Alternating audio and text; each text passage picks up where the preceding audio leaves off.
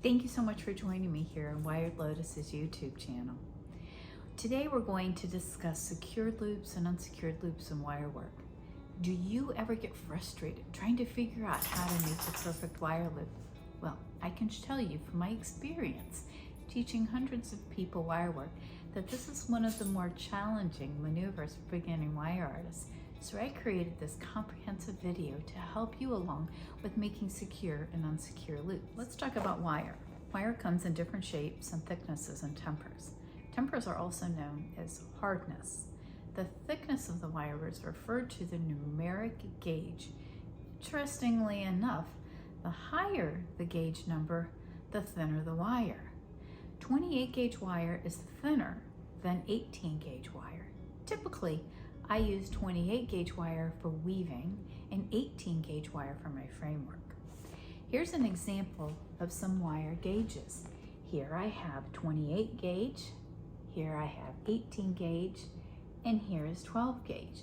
So as you see, as the number goes down, the wire thickness becomes more thick. Typically, when I create dangles or other secured loops, my wire gauge is around 24 or 22 gauge. For this demonstration, I'm going to be using 20 gauge wire that's a little bit thicker so that you can see the wire during my demonstration.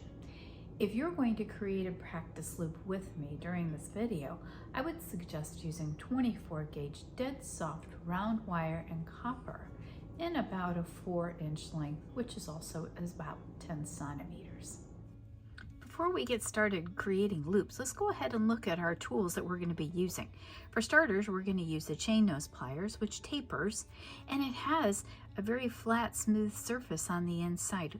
With working person's tools, there's a serration, and that serration would be really tough on our wire, which is dead soft, so we wouldn't want to use that. So this right here is our chain nose pliers. If you notice here on these chain nose pliers, there is a little lap right here, which allows that to spring back, which that is desirable in pliers. The next one that we're going to look at is our flush cutters. The flush cutters have a side that's flat. When I close it, you can really see how flat that is. And on the other side, it looks more like a valley. If I open it, you can still see the valley and you can still see that flat part. When we take our wires and we cut, we want to cut so that we're along that flat side. Let me demonstrate that to you. What I'm going to do is I'm going to cut the wire. There we go. And I'm going to put those side by side and I'm going to show you what they look like. There, let me zoom up on that so you can see. So this side was cut with the flat and this side here was cut with the valley side. As you can see, it just pinches that wire a little bit. So if you want a nice flat edge, you're going to use the flat side of those cutters. Now, last but not least, we're going to take a look here at our round nose pliers. Round nose pliers here are again tapered very similarly to the chain nose pliers. And what we're looking at here is we're looking at that conical shape that because that tapers off, we're going to get loops that are going to be different sizes. Here we have a larger loop. This would be a medium-sized loop, and that would be a really teeny tiny loop. I'm going to demonstrate to you what that looks like. Here I have my wire. I'm going to bring it here and just pinch it where we have that first mark. I'm going to bring that wire around and I'm going to create a loop with that plier. Okay, there's our first loop that we have made. Let's set that down and go back over here. Let's create that medium-sized loop where I'm going to go where I created that second mark and I'm going to create another loop there. Up and around and over we go. Here we go. Now I've created that loop. I don't know if you can see down there with my camera, but the loops are getting smaller. Now let's go to the very, very tip here of our pliers. We're going to create a loop, bring it up and around and over, and there we have it. We have our third loop. 3 loops in progression based upon where we marked our pliers. Let me just zoom in on that so you can kind of see that. So there we have it, those 3 loops, the pliers, and the places where we put those marks. The other thing we're going to be looking at is we're going to be looking at our wire. I use dead soft round wire in 24 gauge usually to make my loops. I can also use 22 gauge, and for this purpose of this demonstration, we're going to be using 20 gauge wire. So for you, it might be easier for you to get started with the 24 gauge. I hand you a series of steps to demonstrate how to make a secured and an unsecured loop. What I'm going to do is I'm going to start off by showing you what that looks like. And then I'm going to talk to you about the advantages and the disadvantages of secure loops and unsecured loops. Here we go. We're going to start here by showing you here we have the secured loop, and the secured loop is a loop, and then it has a tail of wire, and then here it has the coil, and that is secure. That's not going anywhere. The advantage of that is that that's not going to open unless the wire breaks. This right here is an unsecured loop. Now, why would we want to do an unsecured loop? Well, I'm going to tell you why. The reason why is because we want to make sure that we can make some loops quickly and easily. And so this right here is a nice, easy way to make a loop. The only problem that I have with the secure loop is that, well, it's not secure. So it's going to come open eventually. It'll get snagged on clothes, your hair, or it could just be pulled out of your ear a little bit if you're wearing earrings. So those are the two differences. Okay, we're going to begin here with the unsecured loop. With the unsecured loop, we're going to take our wire and we're just going to bend it. I'm going to cover this more thoroughly in our video where we're going to have our hands on. This is just going to be very easy, quick, just so you kind of understand the concepts before we begin. So we're going to just bend that wire. After we bend it, we're going to bring our round nose pliers in, and we're going to place them at the end of the wire up top. And then we're going to bring our wrist and we're going to just loop it around, and we're going to create a loop. Once that loop is created, you have your unsecured loop and you're ready to go. It's just that easy. Let's take a look at the secured loop. With the secured loop, we're going to go ahead and we're going to start with about 10 centimeters of wire here. We're going to bend it at 90 degrees, and we're looking to do that at about the halfway point, so about 5 centimeters. Now, what we're going to do is we're going to bring in our round nose pliers into the crook, or the right there where that squared off there. Remember, with the unsecured loop, we were at the end. Not so with the secure loop. With the secure loop, we're going right there in the corner, and get as tight in the corner as you possibly can.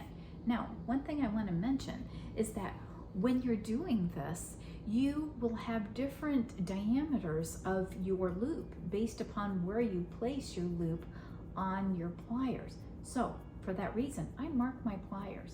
If I want my loop smaller, I go to the top where it's tapered, or the end where it's tapered.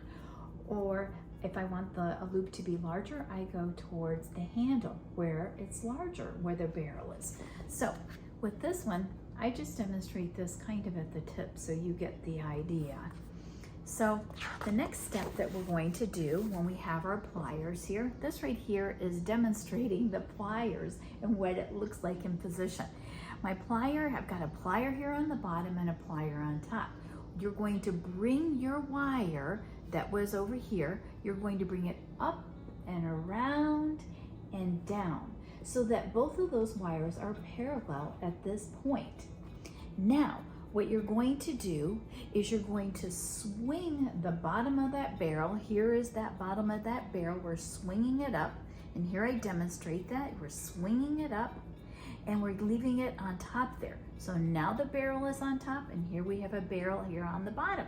And here is the parallel wires. The next step that we're going to take is we're going to finish out our loop. And to finish out our loop, we're going to bring that wire that just was parallel down below, and we're bringing it over. Now, if you notice, what this looks like is this looks a little bit like a person. We've got the head, we've got the arm, we've got the body, just kind of like a person. And when I am demonstrating this in real time, you're going to see that I'm going to be referring to this as the loop as the head, or the arm as the arm that's coming out, or the body. So let's move on. After we've created the head, arm, and body, we're going to take our chain nose pliers and we're holding on there to that loop. Now notice how those chain nose pliers are securing both sides of that loop, okay? That you don't want to hold too tight. If you hold too tight, it's going to mar that loop. We're going to hold that with your dominant hand. With your non-dominant hand, we're going to create 3 coils. Those 3 coils are done 2 or 3, whichever you prefer. You're going to create those 2 or 3 coils, and once you've made those coils, you can go ahead and you can cut. And that is your secure loop. The more you practice, the more proficient you're going to become in making the perfect loop. So I really hope that you will continue to do this and you will create the secure loop and the unsecured loop, and you can see what you are most comfortable with. Okay, so let's go ahead and create the unsecured loop. We're going to begin with approximately 10 centimeters of 24 gauge dead soft round copper wire. We're going to make a 90-degree bend in that wire that looks something like this. Now we're going to bring our round nose pliers in on the mark where we created earlier, and we're just going to place it in there. I'm going to feel to see if I feel that sticking out. I do not, which is desirable. Let me just show you what it would look like if it is sticking out. If it was sticking out, it might look something like this. Now the problem with this is that's going to create a fishhook. So I would run my finger, oh yes, I do feel that. So I'm going to back that up until I can no longer feel that there in the pliers, the jaw of the pliers. Now, what I'm going to do is this pliers is in my dominant hand, and my non-dominant hand is holding the wire. I am going to rotate my wrist until it creates a loop, and then I'm going to let go. I'm almost there, but it didn't quite make it. So I'm going to bring my pliers in, and I'm going to continue that loop until I have a nice loop. Now, if I wanted to, I could bring my chain nose pliers in and just kind of straighten that up. And there we have it. Let's take a look at that non-secure loop from a different angle. What we're going to do is, again, we're going to create our 90-degree bend right there. I'm going to, actually, it's a little bit more, less than that. There we go. We're better. Okay, so we're going to bring our pliers here, put that in the mark, feel it, see if we feel that. Okay, now what I'm going to do is I'm going to show you from this angle what that looks like. I'm bringing my pliers in, over, around, and then I'm going to adjust, and I'm staying on that mark the entire time until we have our loop. There you have it. Now that we've made our unsecured loop, let's go ahead and make our secured loop. We're going to start off with 10 centimeters of wire, compress that right up against there, creating a 90-degree angle. See that? There we go. That's that 90-degree angle, or thereabouts. Looks like this one's off a little bit. We're going to be bringing our pliers in at the mark, and I'm going to come up, over, and around, down, and beside. Okay, once I get to that point, I can't go any further. So I have to open up my pliers, and I have to pivot them so that they are in this position here. Now this barrel here is just steadying that loop. Now we continue our loop going this direction. I'm just pushing that or forming that around the barrel. I'm going to go ahead and let go at this point. Here you can see we have what looks like the man's head, the body, and the arm.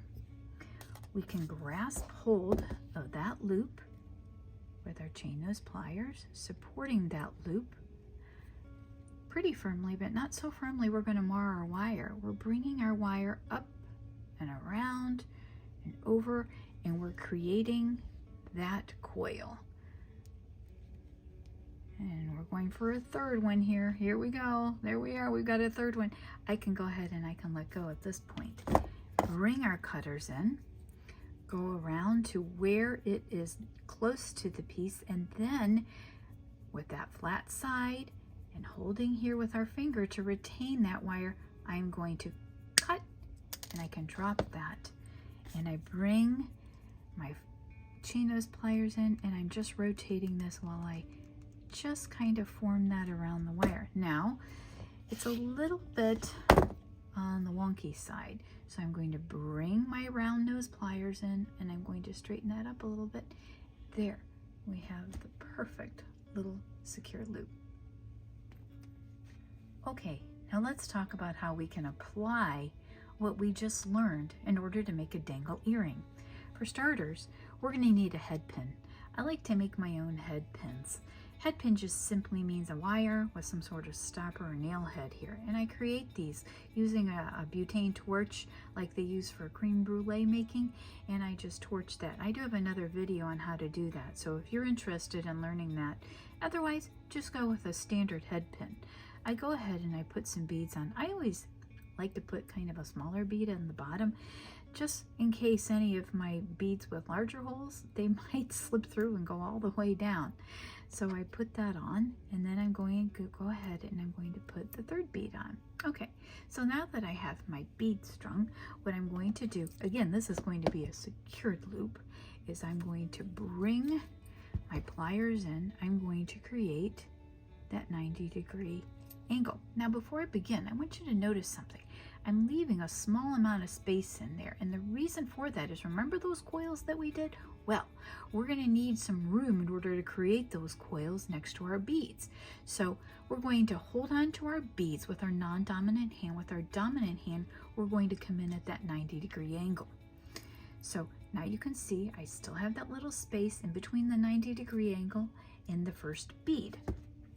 Now what we're going to do is we're going to come in with our pliers as close as we can to that corner, okay? Bringing that in, and just like we did before, we're going to form our wire up and over and around and down. Now, again, I'm parallel here and here.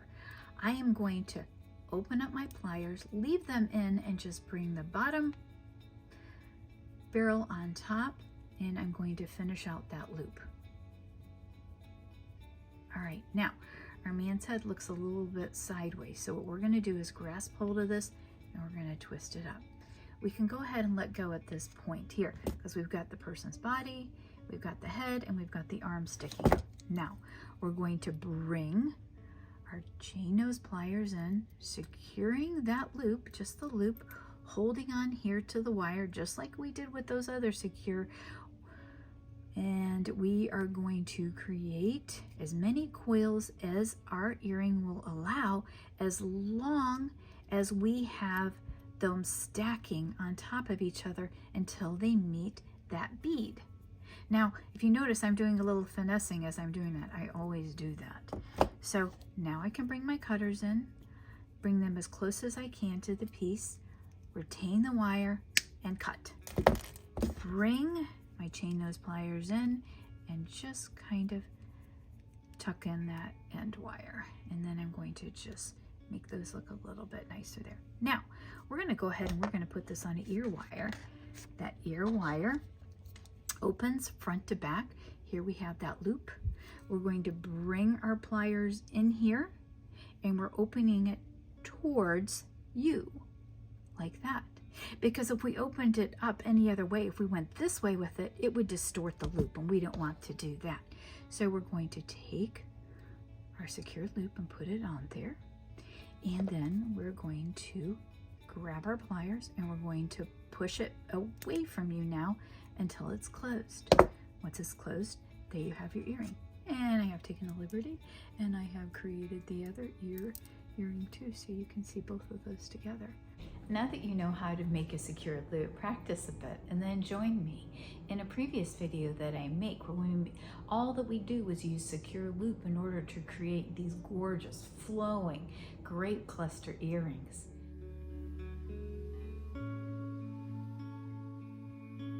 Thank you for joining me in creating loops and making a pair of earrings. If you have any questions or you want to share your looping success, write down there in the comments. We'd like to hear about it. Also, please subscribe and give me a thumbs up with this video if you found value in it. I also would like for you to continue this journey with me as we continue to create wire projects.